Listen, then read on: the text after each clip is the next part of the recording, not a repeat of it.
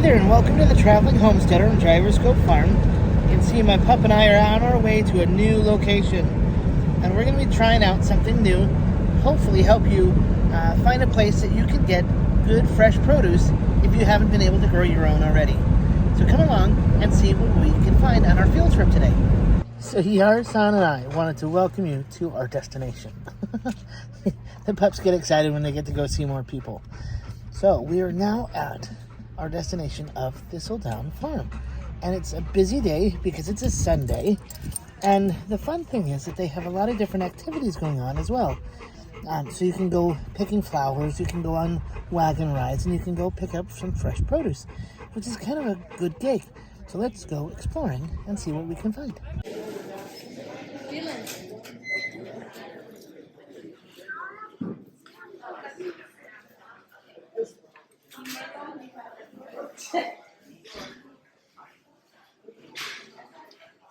For today's recipe, I'm actually going to be picking up 2 of these big old onions, and I'll be picking up some more things.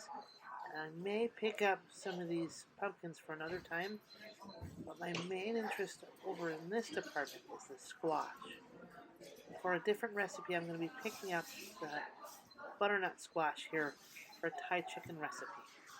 But I'm also looking for these peppers. I'll be picking up 3 of these peppers for our tomato sauce.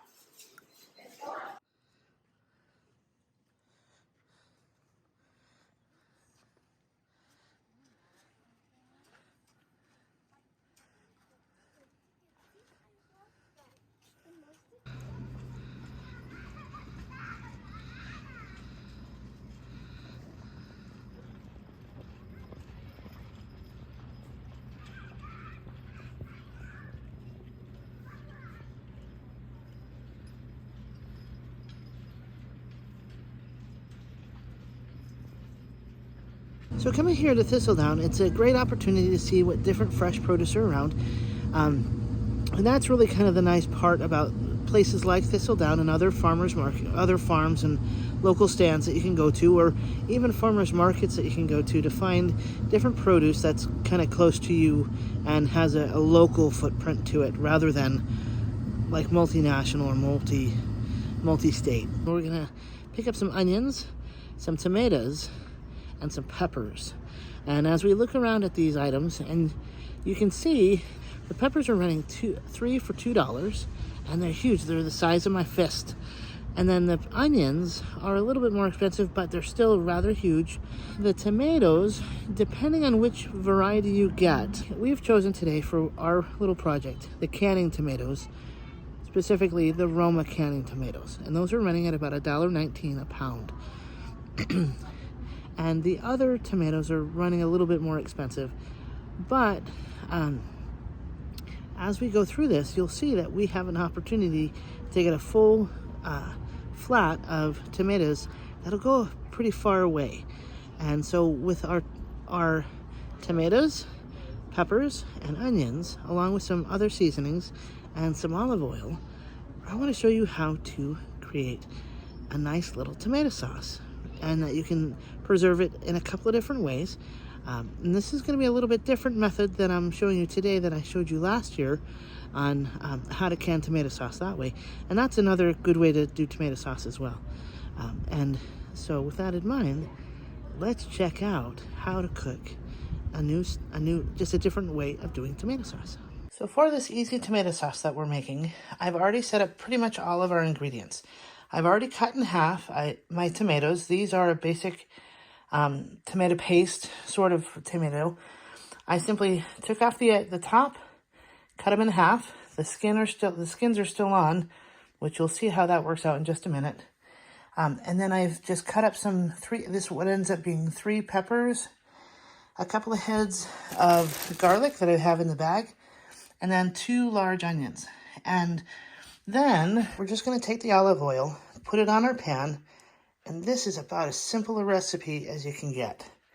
So you're going to add a little bit extra olive oil in the bottom, kind of move it around the pan a little bit, and then you're just going to add your spices, essentially. And all I'm doing to this part is adding some onion powder, garlic powder, and believe it or not, my unidentified bag is oregano. So that's what I'm going to add to this pan. So I'm simply taking my onion powder and garlic powder and making sure there's not really a whole lot of clumps.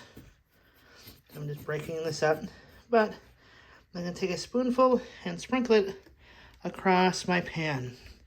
And this will help with some of the seasoning, but I'm going to put a little bit more just to have it, because it'll absorb really well into my tomatoes that you'll see that I put down.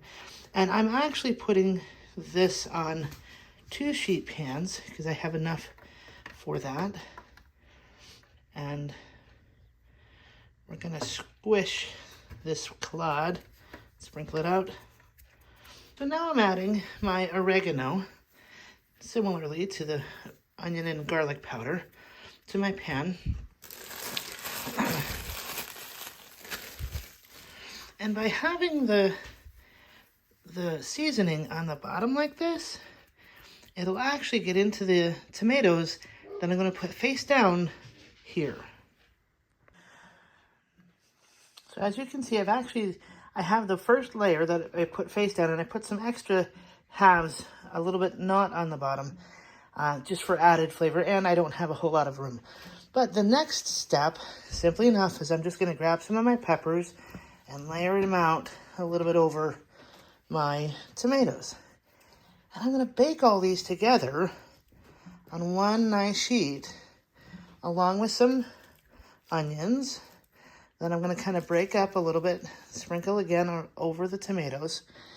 And by layering them this way, you're going to have a little bit extra flavor that you might not have gotten otherwise. But then the last thing that you're going to do is take some of this garlic and kind of sneak them in the small spaces.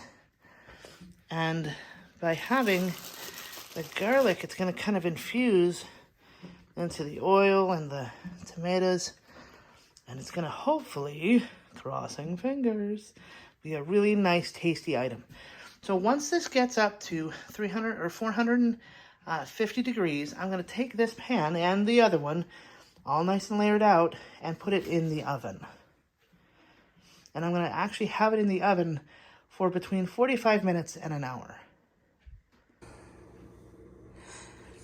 And now I'm putting the second tray in my oven. Oops. We did have a little bit of a fallout here, so I'll just grab that. Don't burn yourself on your oven when it's hot. Not good.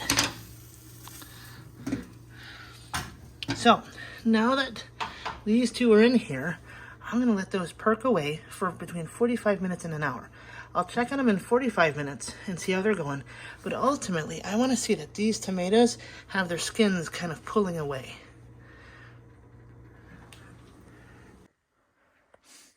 So now that these are all cooled off, all you need to do is come and grab the skins, pull them off. It's way simple. That simple.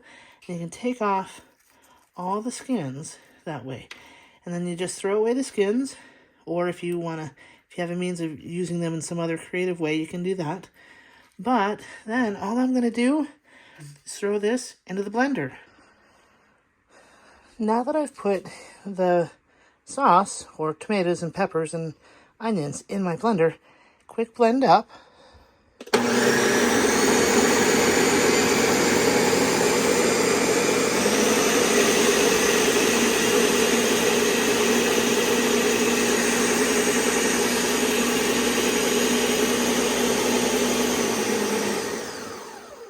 And that's it. Now I'm just going to take my blended sauce and put it in my Instapot and let it cook overnight and let it thicken up that way. That way it'll help bring all the flavors together and it'll be all done. So just pour it right on in the pot.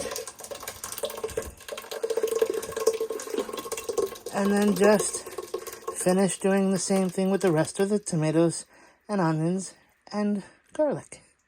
Hey there, so now that we've finished up our tomato sauce, for the most part, you have the opportunity to choose how you're going to preserve it. And we've gone over some of those preservation techniques in previous videos. Some of them are water bath canning, and others freezing. And in fact, the freezing one we haven't gone over too much, but simply put, you can get freezer bags in whatever size you'd like to save them in. I happen to get quart-size bags by Ziploc. We happen to look for quart size and pint size specifically for our family because there's either one on me or three with my parents. So we look for smaller size bags, and we found that sometimes the I don't want to say the off-brand, but the store brands maybe come and go sometimes. But Ziploc usually has quart, pint, gallon, all those sizes in theirs, but sometimes they can be hard to find depending on where you are. So just keep a lookout for those things depending on what's available to you and what you want to use. I will more than likely be putting my this batch of tomato sauce that we were working on today, I'll more than likely put them in the freezer this time, just because that's the easiest thing for what I have time for right now. But if you want things shelf stable, you can always put them in a water bath canner according to the directions. Now, I will point out that Ball, if you go with the Ball Blue Book, now this is an older one. There is a more current one that's more than 10 cents and has a great extensive range of recipes and information about canning, both in water bath and in pressure canning. But this one, I happen to keep this particular book because it has some interesting recipes. And actually, I got it at a local yard sale, and just having flipped through it, there's whomever had this particular book had actually saved and put some clippings in it, which made it rather interesting to me. And on one of the newspaper clippings, I believe it said 1938 or something, in the 1930s, this particular woman had these articles from let's see, September 29th, 1930, from local Portland paper, local to me paper, Portland, Oregon. So it's just sometimes interesting to see what people made, and kind of how you might be interested in seeing what could be done now, based on more current techniques. But I hope this has helped you kind of see how you can do something familiar in a different way, but also how to support your local farmers and local agriculture, but also how to do things on your own. You know, I'll be honest, I've been looking at things in the news, and I'm suddenly finding myself feeling very anxious. And I'm like, you know, I don't need to feel anxious because I know how to prepare. I know how to make things and set things aside. If I make a plan and know what I can afford to do, then I will be fine. And I know that I can, I know I could have bought the tomatoes, onions, peppers, garlic, olive oil. I knew I could afford that, and I knew how to make this particular sauce, and I did it. And this will be able to, I can use now over the winter, and be able to hopefully have it into spring and next year for various different things. I can use this tomato sauce as spaghetti sauce, pizza sauce, in soups, all that sort of thing. So if you find yourself suddenly becoming overwhelmed or anxious with all that's going on in the world, realize that you can do things as well. That you can take time to plan. You can look at the skills that you have and use those skills to do what you can. Look at your finances, see what you can afford to do, and realize that you can set things aside now. You don't have to rush off and make a worrisome purchase of this or that or the other thing. I know when I do that, I tend to find that I've purchased something and I'm like, why did I do that? I'm not even using it now, whatever it is in that instance. And I've done that a time or two. And hate to admit that. But sometimes when we kind of jump the gun and get worried and make purchases without sitting down and planning and making a solid, educated decision, we can kind of set ourselves back a little bit, or at least sideways. So I hope this has helped you today in learning how to do something a little different and prepare it in a way that hopefully will be of use in the future. So if you haven't already, take the time to hit the subscribe button and leave a comment on something that maybe you're preparing right now and that you've enjoyed doing in the past or want to in the future. So thanks for stopping by Gyroscope Farm and the Traveling Homesteader. I hope to see you again soon.